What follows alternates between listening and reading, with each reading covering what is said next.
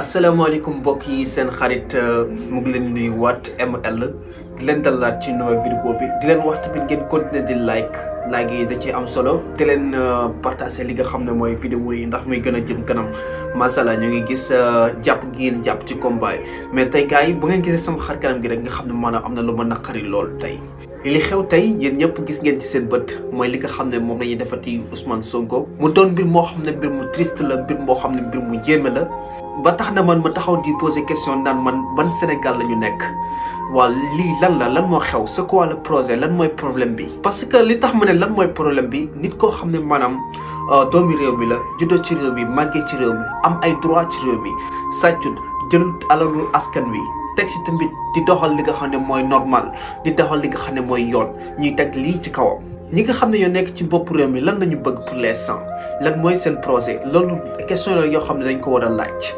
parce que damaa jaaxle lan moo tax combat bi jaral leen lii lan moo nekk ci ginnaaw loolu war nañ koo xalaat amul benn opposant boo xam ne mooy taxaw ci Sénégal ñu koy def lii. mais Ousmane Sonko dafa ñëw tiital gaañ yi ba tax ñuy fërti di ko taqal lu nekk di ko jiiñ lu nekk ngir mën koo faagaagal ngir mën koo téye ba du bokk ci élection 2024 yi.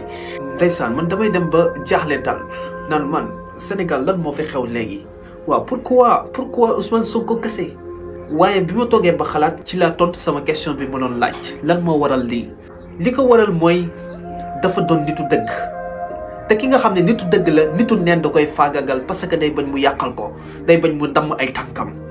lii dafay firndeel ñi nga xam ne ñoo nekk ci bopp réew mi dëgguwuñu teguwuñ ci yoon. parce que koo xam ne dafa bëgg a jël réew mi ëllëg defaraat fi nga xam ne mooy Sénégal ci ay idéem ñu ne ko yow say idée doo ko doxal ñu ne ko yow li nga bëgg a teg ci réew mi du fi am. parce que lii arrangé wuñu mu mel ne si que moom rek moo fi opposant lu nekk ñu jël ko teg ko ci kawam ngir mën koo yàqal ngir mën koo faagagal xoolal tey ni ko defati te moom ci droit am la nekk waruñ koo arrêté mais toj li nga xam ne mooy veeru otoom.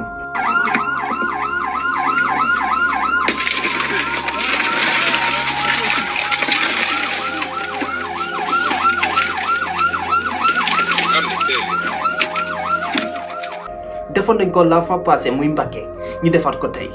pourtant moom am na droit aw fu nekk jaar fu nekk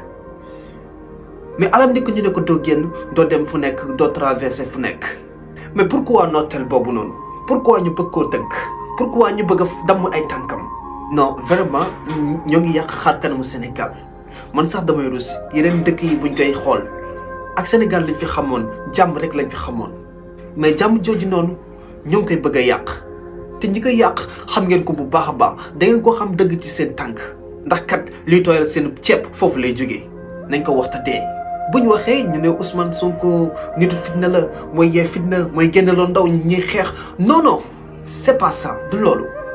ñun ndaw ñi dañuy génn ndax dañoo sonn dañuy génn ndax dañoo tàyyi dañuy génn ndax kenn duñu yàqal ki nga xam ne mooy sunu yaakaar ëllëg Ousmane Sonko génnloo ñu ñun ñoo génnloo sunu bopp. parce que dañoo gis ne ki ñu yàlla jox nii ki ñu yàlla indil nii te mu war a doon président ëllëg incha allah bu ñu xoolee gars yi danañ ko faagaagal yàqal ko